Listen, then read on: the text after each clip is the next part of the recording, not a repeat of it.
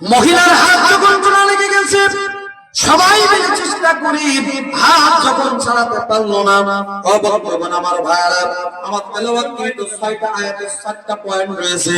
আল্লাহ রাব্বুল আলামিন এই আয়াতে কারিমার ভিতরে, সূরাতুল মুদ্দাসসিরের এই আয়াতে কারিমার ভিতরে আল্লাহ পাক 4টা শ্রেণীর বর্ণনা করেছেন, যে 4টা কারণে মানুষ জাহান্নামে হবে। কি কারণে মানুষ জাহান্নামে যাবে, 4টা পয়েন্ট এখানে রয়েছে। ইনশাআল্লাহ আল্লাহ রাব্বুল আলামিন যদি তৌফিক দেন, আমি আমার আলোচনার সমাপনে ইনশাআল্লাহ বলে যাব। আসলে আমার ভাইরা, কাম টু মাই পয়েন্ট, সামনের দিকে যাই। ওই মহিলারা কেমন চেষ্টা করে, যখন হাত ছাড়াইতে পারলো না, এলাকার ইমাম সাহেব, মুফতি সাহেবকে ডেকে নিয়ে আসলো। হুজুর, এই ঘটনা, এই দুর্ঘটনা ঘটে গেছে, হুজুর আপনি বিচার করেন। হুজুর বলল, ঠিক আছে। আরো কয়েকজন মহিলাকে ডেকে এনে মশারির ভিতরে ঢুকিয়ে দেওয়া হলো। কোনোভাবে হাত তারা ছাড়াতে পারলো না। ইমাম সাহেব বলল, তাহলে উপায় আছে একটা, যে মহিলা মারা গেছে তার স্বামীরে ডেকে আনা হোক, আর যে মহিলার হাত জোড়া লেগে গেছে তার স্বামীরে ডেকে আনা হোক। দুইজনকে ডেকে আনার পরে এক জায়গায় করার পরে যে লোকটার স্ত্রী মারা গেছে, ওই লোকটাকে ইমাম সাহেব বললেন, ভাই স্ত্রী আপনার মারা গেছে, আপনি করছেন কালে ওই স্ত্রীকে ফিরে পাবেন না, কিন্তু আপনার স্ত্রীকে গোসল করাইতেছে। এই লোকটার স্ত্রীর হাত আপনার স্ত্রীর পায়ের সঙ্গে জোড়া লেগে গেছে, অনেক চেষ্টা করেছি, হাত আমরা ছাড়াইতে পারলাম না। এখন উপায় আছে একটা, আপনার স্ত্রীর যেখানে হাতটা জোড়া লেগে রয়েছে, ওই জায়গা থেকে হাতের তলার থেকে একটু চামড়া কেটে এই জীবিত মহিলার হাতটা আমরা ছাড়িয়ে আনতে চাই, যদি আপনি অনুমতি দেন। লোকটা ডাক দিয়ে বলেন, হুজুর আমার স্ত্রী আমার সংসারে আসাকালীন আমি দেখেছি সে কোনোদিন বিনা ওযরে এক ওয়াক্ত নামাজ কাজা করেনি, আমার কথার অবাধ্য কোনোদিন হয়নি। হুজুর জীবনে পর্দা কাজা করেনি, হুজুর 5 ওয়াক্ত নামাজ পড়েছে, ইসলামী আন্দোলন করেছে, হুজুর জীবনে আমার সঙ্গে 2 ঠোঁট এক জায়গায় করেনি। জীবন দশায় বেঁচে থাকতে সাংসারিক জীবনে আমি আমার স্ত্রীর গায়ে কোনোদিন একটা মুখের আঁচড় লাগতে দেইনি। আর আজকে আমার স্ত্রী মারা যাওয়ার পরে তার গায়ে থেকে চামড়া কাটা হবে। হুজুর চামড়া কাটা তো দূরের কথা, আমার স্ত্রীর গায়ে আমি একটা ফুলের টোকাও লাগতে দেব না। চিৎকার দিয়ে বলুন সুবহানাল্লাহ।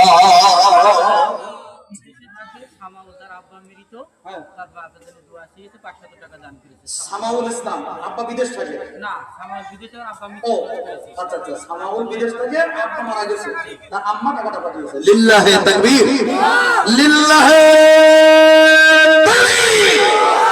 সামাউল ইসলাম ভাই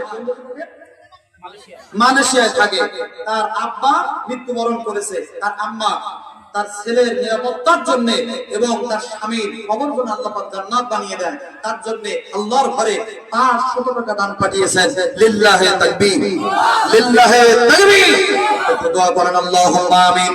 আয় আল্লাহ, আমার সামাউল ইসলাম ভাইয়ের আম্মা, আল্লাহ সন্তান বিদেশ থাকে, স্বামী দুনিয়ার জমিন থেকে বিদায় নিয়েছে। ও মালিক, এ দুনিয়ায় স্ত্রী বেঁচে থাকতে স্বামীদার চলে গেছে, বিধবা হয়েছে। আল্লাহ তার মতো অসহায় এ দুনিয়ার জমিনে আর একজন নাই।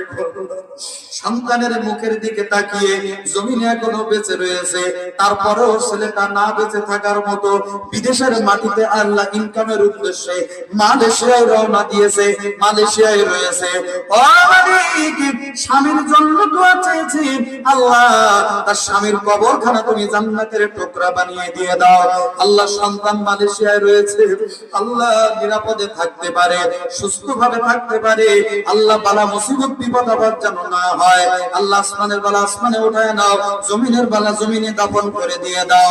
আল্লাহ বিপদ আপদ দূর করে দাও, স্বাস্থ্য ভালো রাখো। আল্লাহ আমার আম্মা জান দানখানা দিল, তার মনের নেক মাকসুদ কবুল করো। আল্লাহ তার স্বামীর কবরখানার বাগে জান্নাত বানিয়ে দিয়ে দাও। আল্লাহুম্মা আমিন। বন্ধুগণ আমার ভাইরা, আসেন সামনের দিকে যায়। বলছে আমার স্ত্রীর গায়ে আমি নখের আঁচল পর্যন্ত লাগতে দেব না। আর আজকে আমাদের স্বামীরা যদি কেবল শুধুমাত্র পানের থেকে চুন খসে, পানের থেকে চুন খসে, আলু পাশুনি যেটা আছে ওটা চালের মাথায় থাকবে না, স্ত্রী পিঠের উপর থাকবে। আপনাদের দিকে লোক মারে টারে না মনে না মনে করতেছে মানে বউকে মারা যাবে না, মারার হাদিস আমার কাছে আছে, অসুবিধা নেই। মনে করতেছে যে শুধু মহিলাকে রসনা তা কিন্তু তা মারার হাদিসও আছে, অত্রি বহু না কয়রা মুবাররাক। যদি স্ত্রী শরীয়ত সম্মত ভাবে না চলে, যদি আপনার কথা মতো না চলে, তবে ওকে মারা যাবে। সাহাবীরা বলতে হুজুর মারবো কিভাবে? হুজুর মারার একটা সিস্টেম আছে। ওদের কিভাবে? যে মারার যে লাঠিটা পরিমাণ হবে 1 বিঘা। কত? 1 বিঘা। ধরবে মানে মারবে মানে বাঙালির মাথায় বুদ্ধি পাম না, বলতে হুজুর মারবে মানে আগায় হুলকুরি কুটুবো।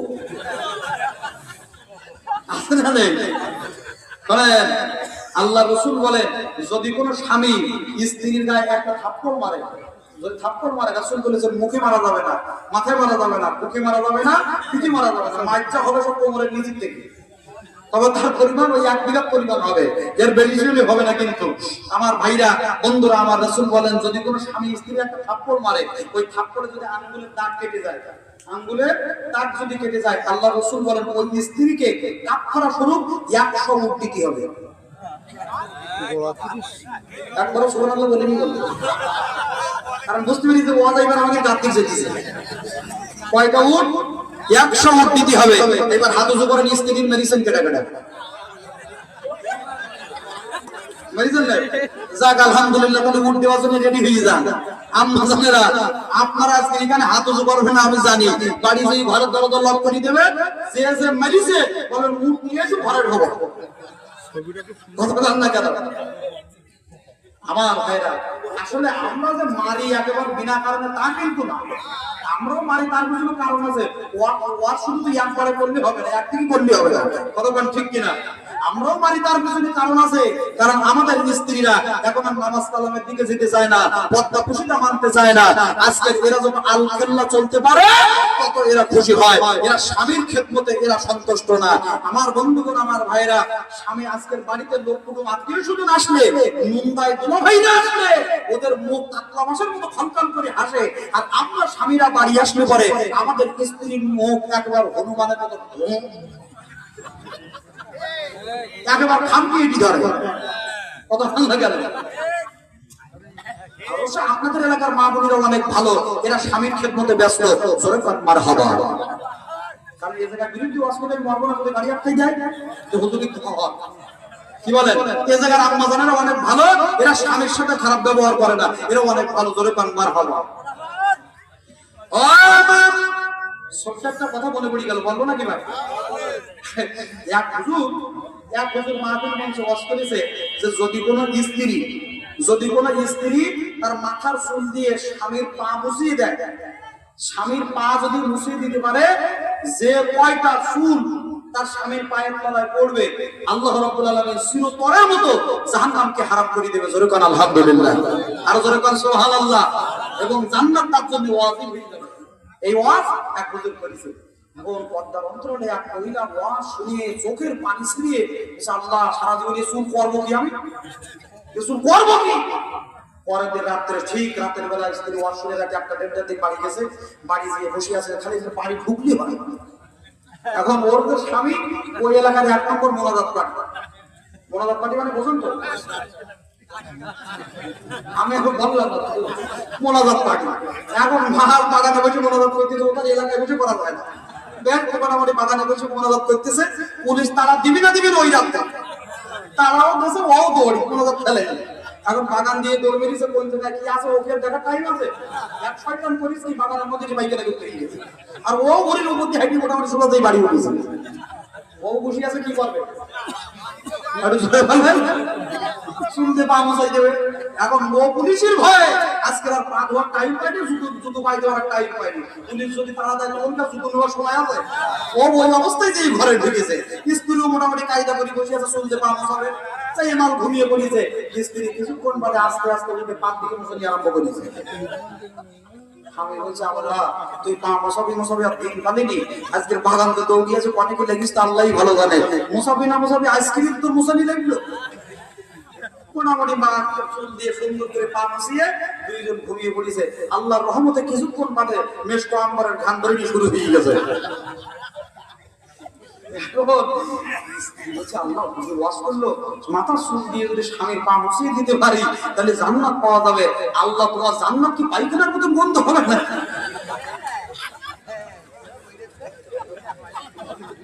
আচ্ছা বলেন এ কি ওর পায়ের দোষ না আল্লাহ জান্নাতের দোষ? আমার বন্ধুগণ, আমার ভাইরা, স্ত্রী হলো মহব্বতের জিনিস, ভালোবাসার জিনিস। স্বামী স্ত্রী যদি মিল মহব্বত থাকে ও সংসারটা একটা জান্নাতের বাগান, জান্নাতের টুকরা, সুবহানাল্লাহ বলে। আর যদি ওই জায়গায় অমিল থাকে, ওই জায়গায় যদি অমিল থাকে, বিশ্বাস করেন জাহান্নামের আযাব যে কি পরিমাণ কঠিন হবে। যে স্বামী স্ত্রীর ভিতরে মিল মহব্বত নেই, ওই সংসারের দিকে তাকালে অন্তত কিছুটা আঁচ করা যাবে। কথা কথা ঠিক কিনা? বন্ধুগণ, আমার ভাইরা, মনোযোগ দিয়ে শুনবেন। পদ্মার অন্তরালের মায়েরা, হযরত আইয়ুব নবীর স্ত্রী বিবি রহিমার নাম আমরা শুনেছি। তার মাথার চুলগুলা দিয়ে আইয়ুব নবীর গায়ে পোকা হয়েছিল, ইতিহাস আমরা জানি।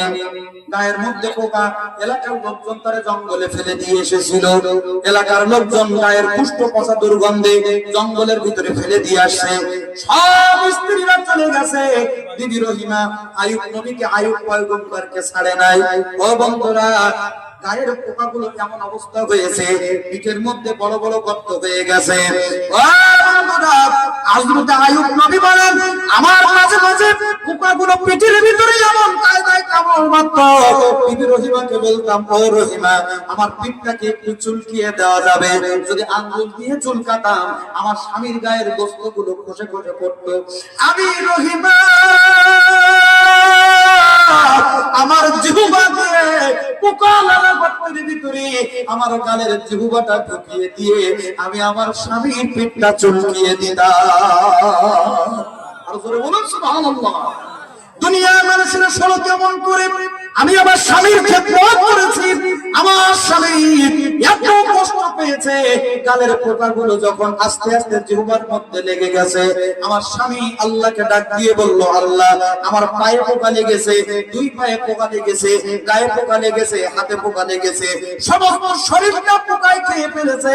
রব্বুল আলামিন, কোনদিন আমি তোমার কাছে দরখাস্ত করি নাই, কিন্তু আজকে আমার জিহ্বার ভিতরে পোকা লেগে গেছে। ও মালিক আল্লাহ, এই জিহ্বা দিয়ে আমি তোমার নাম জপি, আমি তোমার জিকির করি, এই জিহ্বায় যদি পোকা লেগে যায় আমি কোন জবান দিয়ে তোমার নামের জিকির করব? জোরে চিৎকার দিয়ে বলুন সুবহানাল্লাহ।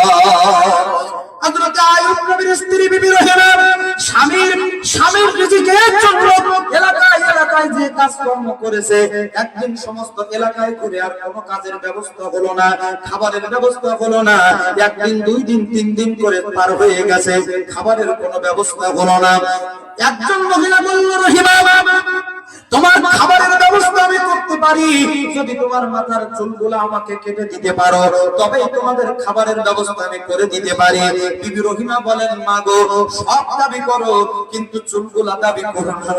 আমার মাথার এই চুলগুলা দিয়ে আমার স্বামী শক্ত বিছানায় ঘুমাতে পারে না, আমার স্বামীর সমস্ত গায়ের ভিতরে পোকা, আমার স্বামী যখন রাতে ঘুমায় আমি রহিমা আমার চুলগুলা কেটে দেই, চুলগুলা বিছানা বানিয়ে দেই। আমার স্বামী আইয়ুব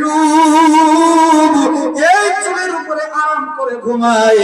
ও গো মা, সব দাবি করো কিন্তু আমার কাছে এই চুলগুলো দাবি করো না। মহিলা ডাক দিয়ে বলেন, ও রহিমা, চুল ছাড়া তোমাকে খাবারের ব্যবস্থা করতে পারবো না। 3 দিন না খাওয়া, 3 দিন না খাওয়া রহিমা হযরত আইয়ুব পয়গম্বর বাধ্য হয়ে মাথার চুলগুলা কেটে দিয়েছে। ইবলিস শয়তান যে আইয়ুব পয়গম্বরকে বলছে, পয়গম্বর, তোমার স্ত্রী তুমি তো জানো না এত বড় দুশ্চরিত্রা, এত বড় খারাপ চরিত্রা, এত বড় বদমাশ মহিলা, এলাকায় যে খারাপ কাজ করে বেড়ায়, আজকের যার কারণে তোমার স্ত্রীর মাথার চুলগুলা কেটে দিয়েছে। যদি বিশ্বাস না হয় বাড়ি আসার পরে তোমার বিবি রহিমার কাছে চুলগুলা দেখতেছে, প্রমাণ তুমি পেয়ে যাবে। হযরত আইয়ুব পয়গম্বর মনটা পুরো খারাপ করলেন, মনটা খারাপ হয়ে গেল। বিবি রহিমা বাড়ি আসার পরে ডাক দিয়ে বলেন, রহিমা, তোমার চুলগুলা একটু পেতে দাও, তোমার চুলের উপরে আমি একটু বিশ্রাম করব। হযরত আইয়ুব পয়গম্বর